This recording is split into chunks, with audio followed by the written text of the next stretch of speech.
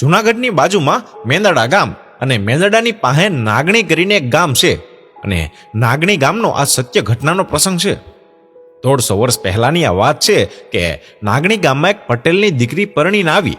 પહેલા તો નાની ઉંમરે લગ્ન થતા હતા એટલે આ દીકરી 17 વર્ષની ઉંમરે પરણીને સાસરે આવી છે અને ગામમાં ગીગામૈયા નામના રાજપૂત બારવટિયાની હાક બોલે છે. એમાં એક દી ગોધમાં ડુંગરે આ બારવટિયાઓ રોકાયેલા હતા. હવે બને છે એવું કે નાગણી ગામમાં આ પટેલની દીકરી પરણીને આવી છે અને એનો પતિ વાડીએ ગયો હોય છે અને બારવટિયાની બીકે એ ઘરે નથી આવ્યો અને વાડીએ જ રોકાઈ ગયો. 1 દિવસ થયા, 2 દિવસ થયા અને 3 દિવસ થયા, પણ પોતાનો પતિ ઘરે ન આવ્યો. એટલે આ દીકરીને ચિંતા થવા લાગી. સાહેબ, ગીગામૈયા બારવટિયાની એટલી બધી હાક હતી કે 3 દિવસથી વાડીએ છે એ કોઈ ઘરે નથી ગયા અને જે ઘરે છે એ કોઈ વાડીએ નથી ગયા. એટલે આ પટેલની દીકરીને ચિંતા થાય છે કે મારો પતિ 3 દિવસથી ભૂખ્યો છે એટલે આજે તો મારે ભાત લઈને જવું જ છે. સવારમાં એમ કહેવાય કે આ દીકરી વહેલી ઉઠીને ભેંસ દોઈ અને છાશ તૈયાર કરી અને માખણ દઈ અને શાક રોટલાનું ભાતું તૈયાર કર્યું અને આ દીકરી ભાતું માથે લઈને ઓસરીની કોર ઉતરવા જતી જ હતી. ત્યાં સાસુની નજર પડી અને આ દીકરીને કીધું કે અરે તો ક્યાં જાય છે? દીકરી બોલી કે તમારા દીકરાનું ભાત લઈને વાડીએ જાઉં છું.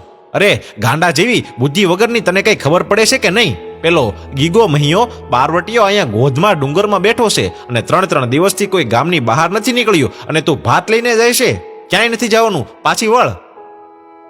આ દીકરીના લગ્ન થયા એને હજુ 15 દિવસ થયા હતા અને દીકરીને એમ થયું કે મારા સાસુ ના પડે છે તો મારાથી ના જવાય.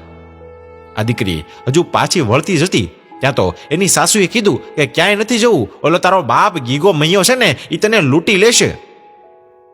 તારો બાપ ગીગો મૈયો તને લૂંટી લેશે ને? એટલું સાંભળતા જ દીકરી ત્યાં જ ઊભી રહી ગઈ. સાહેબ, આ દેશની દીકરી બધું સહન કરી લે પણ જ્યારે પોતાના બાપ સામે વાત આવે ને ત્યારે એ સિંહણ બની જાય છે. એટલે આ દીકરી બોલી કે શું કહો છો સાસુમાં, કે તારો બાપ ગીગો મહિયો તને લૂંટી લેશે? પછી દીકરીએ ભાતું ઓસરીની કોરે મૂક્યું અને પિયર તરફથી આવેલા ઘરેણા પહેરેલા હતા એ તો રહેવા જ દીધા, પણ સાસરિયા તરફથી આવેલા ઘરેણા પણ પહેરી લીધા. આ 17 વર્ષની દીકરીએ કેટલાય ઘરેણા પહેર્યા અને માથે ભાતું લઈને ચાલતી થઈ. દીકરી ધીમે ધીમે આગળ નીકળી અને રસ્તામાં 4 જણા બંદૂક તાણીને ઊભા રહ્યા હતા. દીકરી તેને જોઈને બોલી કે કોણ છો તમે? અમે બારવટિયા છીએ બહેન, ભાતનો ચૂડલો નીચે મૂકી દો અને બધા જ ઘરેણા કાઢીને નીચે મૂકી દે અને જતી રહે અહીંયાથી. અમે પર સ્ત્રીને સ્પર્શ ન કરીએ એટલે તું ઘરેણા કાઢીને નીચે મૂકી દે. એટલે દીકરી બોલી કે ઘરેણા તો આપી દઉં પણ તમે કહો તો ખરા કે તમે કયા બારવટિયા છો? એટલે કીધું કે ગીગામૈયા રાજપૂતનું નામ તો સાંભળ્યું છે ને, અમે એના માણસો છીએ.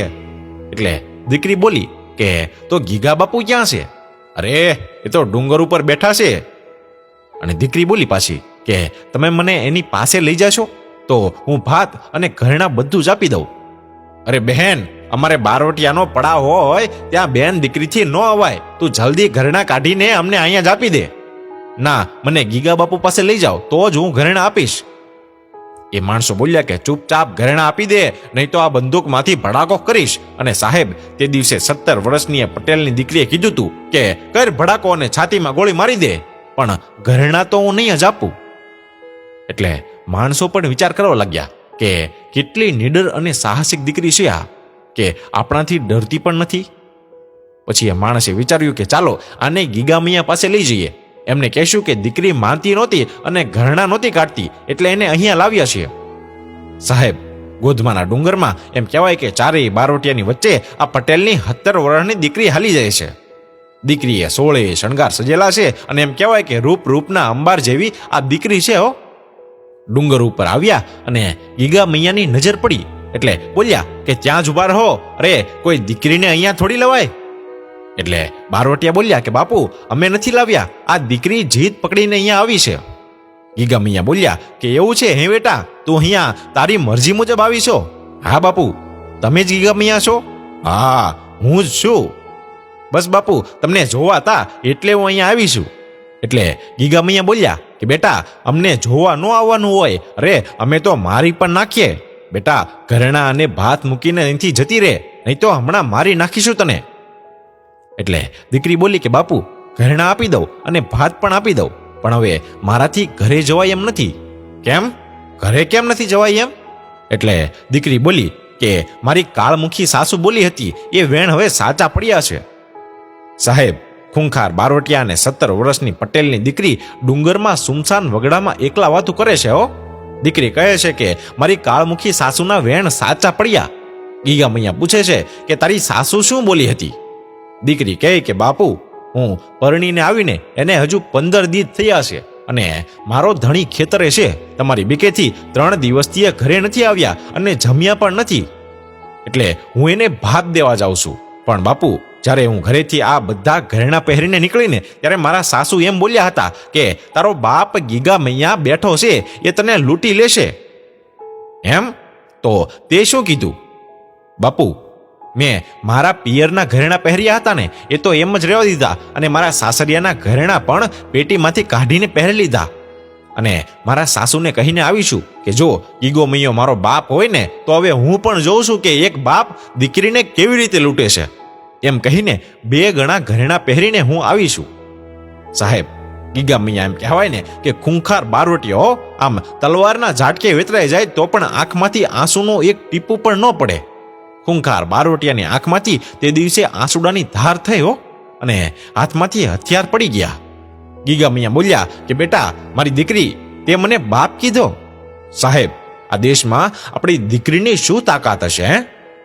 અરે બેટા, તે મને બાપ કીધો. હા બાપુ. બેટા, બાપ દીકરીને લૂંટે નહીં, દીકરીને કાપડું આપે. આલે બેટા, આટલા કાવડિયા છે અત્યારે વધારે નથી મારી પાસે, પણ તારી સાસુને કહી દેજે કે તારા નાગણી ગામના ઝાડવાની સામે પણ લૂંટવાની દ્રષ્ટિએ કોઈ દિવસ નજર કરું ને તો હું રાજપૂતનો દીકરો નહીં, એવી પ્રતિજ્ઞા લઉં છું. દીકરી તો રાજીના રેડ થઈ ગઈ અને કીધું કે બાપુ, હવે હું જાઉં? હા, જા બેટા, પણ એક કામ કર. દીકરી, બાપને ભૂખ્યા ન રખાય. આ ભાત દેતી જા. અરે બાપુ, લ્યો ખાઓ. સાહેબ, કલ્પના તો કરો કે સુમસાન વગડામાં એક 17 વર્ષની પટેલની દીકરી ખૂંખાર બારોટિયા વચ્ચે ઊભી એને ભાત પીરસતી હતી. કેવું દ્રશ્ય હશે આ? સાહેબ, બારોટિયાને બધા લૂંટેરા કહેતા હોય ને, પણ ખરેખર તો બારોટિયાઓ પણ એટલા ખાનદાની હતા કે એક દીકરીને વિશ્વાસ હોય કે ભલે આખું ગામ બારોટિયાથી ડરતું હોય પણ એ કોઈ બહેન દીકરીની સામે ઊંચી આંખ કરીને પણ ન જોવે, એટલો વિશ્વાસ હતો. અને આવી નીડર અને સાહસિક દીકરીઓ પણ હતી.